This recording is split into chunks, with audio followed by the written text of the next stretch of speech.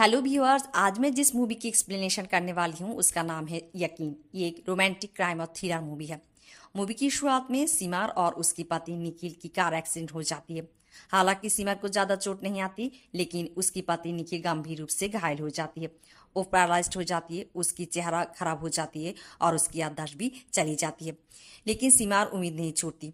वो निखिल की इलाज के लिए सबसे अच्छे सर्जनों को बुलाती है और कई सर्जरी और फिजियोथेरापी के बाद निखिल ठीक हो जाती है। निखिल को अपनी पिछली जिंदगी के बारे में कुछ भी याद नहीं रहता, इसलिए वो सीमार को पहचान नहीं पाती और उस पर भरोसा नहीं करना चाहती है। लेकिन सीमार अपनी प्यार और देखभाल से निखिल की विश्वास जीत लेती है और निखिल को अस्पताल से घर ले आती है। हालांकि निखिल बहुत बेचैन है, क्योंकि उसे अपने बारे में कुछ भी याद नहीं आ रहा था। सिमर उसे दिलासा देती है, उसके साथ रहती है। कुछ ही दिनों में निखिल खुद को संभाल लेती है और ऑफिस ज्वाइन करती है। एक दिन ऑफिस में जब निखिल कुछ फाइल देख रही होती है, उसे एक कॉन्फिडेंशियल फाइल मिलती है जिसमें वो सिमर से तलाक लेने वाली थी। एक तलाक की सर्टिफिकेट और एक वसीयत, जिसमें उसने सिमर को अपनी संपत्ति से बेदखल कर दिया था। निखिल बहुत कॉन्फ्यूज हो जाती है। सिमर उसके लिए इतना कुछ किया उसे ठीक करने के लिए, लेकिन उनके एक्सीडेंट से पहले उसने क्यों ये फैसला लिया? वो इस बारे में अपनी बिजनेस पार्टनर और दोस्त प्रेम से बात करती है।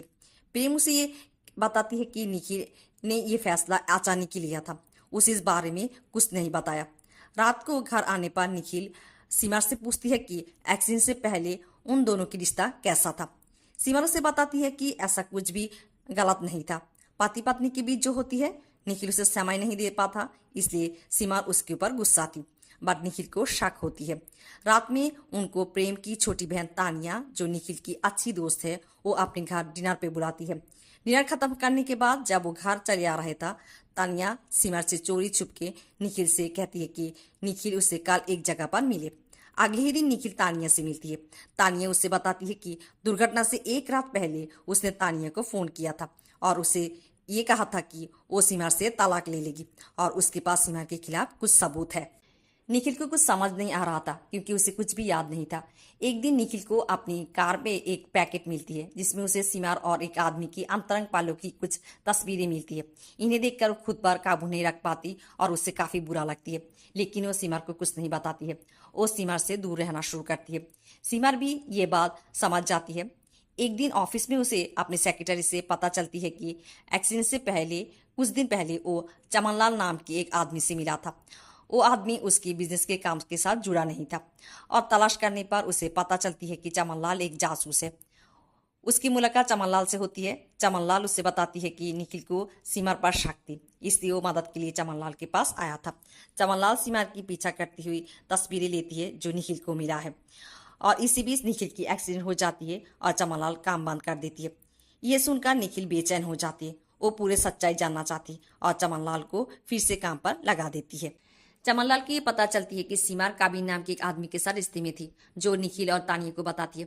काबिर एक गायक है और वो एक होटल में गाना गाती थी। वो लोग उसी होटल में जाती है और उन्हें पता चलती है कि जिस दिन निखिल की एक्सीडेंट हुआ था, उसी दिन काबिर ने नौकरी छोड़ दिया और चली गई थी। अब सवाल यह है कि काबिर कहाँ पर है। इसी बीच जिस दिन वो लोग चमनलाल से मिला और बात कर रहा था, सीमा निखिल की पीछा लेते उन लोगों को देख लेती है।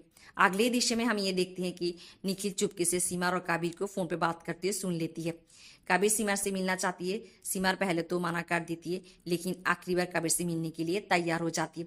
निखिल और चमनलाल सीमार की पीछा करती हुई एक सुनसान कार में आकर पहुंचती है, जहाँ वो लोग सीमार और काबिर को लड़ते हुए देखती है। सीमार काबिर से कहती है कि वो अब निखिल से प्यार करती है, इसलिए काबिर को उसकी जिंदगी से चले जाने के लिए। इसी बीच चमनलाल अचानक फिसल जाती है और काबिर आवाज सुनकर कार में बैठकर चली जाती है। निखिल जंगल में काबिर की पीछा करती है। एक जगह निखिल उसे पकड़ लेती है, लेकिन वो कभी नहीं, बल्कि काबिर की भेष पे सीमार है। सीमार उसे बताती है कि ये पूरे घटना वो घटाया है। कभी ना तो कभी फोन पर थी, ना घर पर, क्योंकि वो मर चुकी है। सीमार कहती है कि उनकी एक्सीडेंट वाली रात निखिल ने सीमार और कबीर को साथ देख लिया था और गुस्से में आकर वो कबीर को मार डाला। सीमार कहती है कि कबीर शादी से पहले उसकी प्यार थी, लेकिन उसकी जिंदगी में वापस आ गया था। उसे ब्लैकमेल करती है, कहा कि वो निखिल को सब कुछ बता देगी, उसे उनकी आंतरिक पलों की दृश्य भी दिखा देगी। और सीमार की ना चाहने के बावजूद उसे कबीर के साथ संबंध रखना पड़ा। लेकिन निखिल को उनके बारे में पता चल जाती है। निखिल जब कबीर को मार डालती है, वो कबीर की डेड बॉडी को एक जगह दफना देती है। सीमा निखिल से कहती है कि उसने ये नाटक इसलिए किया ताकि जब वो लोग नकली कबीर की पीछा लेगी तो गाड़ी को पहाड़ से नीचे गिरा देगी और ऐसा दिखेगी कि कबीर मार गया है। निखिल को अपनी अतीत याद नहीं है, इसलिए निखिल भी इस पर यकीन कर लेगी। सीमा ये नहीं चाहती थी कि निखिल को सजा हो। सीमा निखिल को ये भी समझाती है कि वो चमनलाल और तानिया को भी ये बताएगी कि कबीर की गाड़ी उसके सामने पहाड़ से गिर गया और उसके सामने ही कबीर की मौत हो गई थी, और निखिल ऐसा ही करती है। निखिल सीमा की बात पर यकीन करती है और उनकी रिश्ते की एक नई शुरुआत करती है। हालांकि तानिया को हॉस्पिटल से कुछ नई जानकारी मिलती है और वो निखिल को उसे मिलने के लिए कहती है, पर निखिल जब उसके घर पहुंचती है वो देखती है कि किसी ने तानिया को मार दिया है। तानिया ने चमनलाल को भी बुलाया था, वो भी आती है। इसी बीच निखिल को कुछ याद आती है और वो चमनलाल से उसे एक जगह ले जाने के लिए कहती है। जब वो लोग उस जगह पर पहुंचती है, निखिल को सब याद आना शुरू करती है और निखिल यहाँ पर बर्फ खोंटती है और उसे एक लाश मिलती है। जब वो लोग लाश को देखती है वो लोग डर जाती है, क्योंकि लाश की चेहरा बिल्कुल निखिल की चेहरा जैसी होती है। एक पल के लिए वो लोग दंग रह जाती है।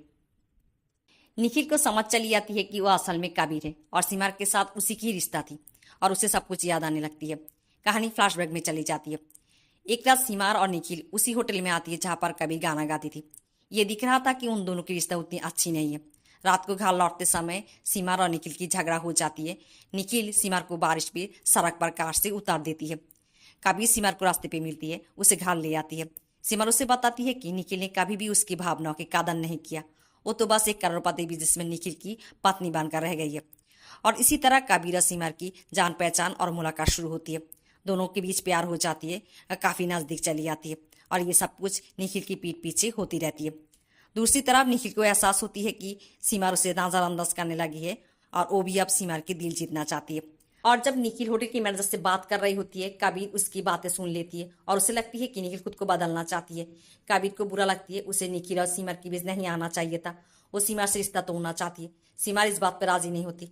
जब कबीर शहर छोड़ना चाहती है तो सीमार पागल होने लगती है और खुद को गोली मारकर आत्महत्या करना चाहती है। कबीर आखिरकार राजी हो जाती है। इसी बीच निखिल कबीर की क्वार्टर में चली जाती है। निखिल को उनके बारे में पता लग गया था। निखिल कबीर के साथ लड़ाई शुरू करती है और उसे जान से मारना चाहती है, लेकिन सीमार अपने हाथ में मौजूद पिस्तौल से निखिल को गोली मार देती है। निखिल मार जाती है। वो लोग निखिल की डेड बॉडी को शहर के बाहर एक जंगल पे ले जाकर बर्फ में दफना देती है। लेकिन वापस आते समय कबीर सीमार को दोषती है और अपनी गलतियों की प्रायश्चित करना चाहती है। सीमार से कहती है कि उन्हें पुलिस के पास जाना चाहिए। सीमार कबीर को समझाने के लिए कोशिश करती है कि वो अपनी ज़िंदगी नए सिरे से शुरू करेगी। ऐसी बहस करते समय कबीर कार से नियंत्रण खो देती है। उनकी कार एक पहाड़ से नीचे गिर जाती। एक भयानक दुर्घटना घटती है जो सब कुछ बदल देती है। कबीर वर्तमान में लौट आती है और कहती है कि सीमान ने अपने स्वार्थ के लिए उसे धोखा दिया है। सीमान ने कबीर की अपनी पहचान भी मिटा दिया है। कबीर और चमनलाल निखिल की लाश को पुलिस के पास ले जाने के लिए फैसला करती है, लेकिन सीमा वहां पर चली आती है, चमनलाल को गोली मार देती है और कहती है कि उसे तानिया को भी मारना पड़ा क्योंकि वो कबीर को खोना नहीं चाहती। वो चाहती है कि कबीर निखिल की पहचान लेकर रहे ताकि वो लोग साथ रह सके, लेकिन कबीर उसके बात नहीं सुनती। वो निखिल की लाश लेकर चलने लगती है और सीमा उसे पीछे से बुलाती रहती है। कबीर ना सुनने पे वो कबीर को गोली मार देती है। कबीर जमीन पे गिर जाती है। जैसे ही सीमर उसके पास आती है, कबीर चालाकी से सीमर को पकड़ लेती है और उसे पिस्तौल दिखाकर कार में बैठने के लिए और चलाने के लिए कहती है। निखिल की लाश को भी कार पे लेती है और वो लोग पुलिस स्टेशन जा रही होती है। सीमर कार चलाती रहती है और कहती है कि वो साथ नहीं रह सका तो क्या हुआ, साथ मार तो सकती है। ये कहते हुए तेज रफ्तार से कार चलाती है और कार पहाड़ से नीचे गिर जाती है। कबीर बाहर निकल जाती है और भाग जाती है। सीमर वहीं पर ही मार जाती है। एक पल के लिए कबीर को बुरा लगती है, लेकिन वो अपने पापों की प्रायश्चित करना चाहती है और वो निखिल की लाश को कंधे पर लेकर चलने लगती है। कहानी के अंत में ये दिखाया जाता है कि कबीर निखिल की लाश लेकर पुलिस स्टेशन पहुंचती है, लाश को टेबल पर रखती है और पुलिस इंस्पेक्टर को सारी कहानी बोलने लगती है और ऐसी कहानी के अंत होती है।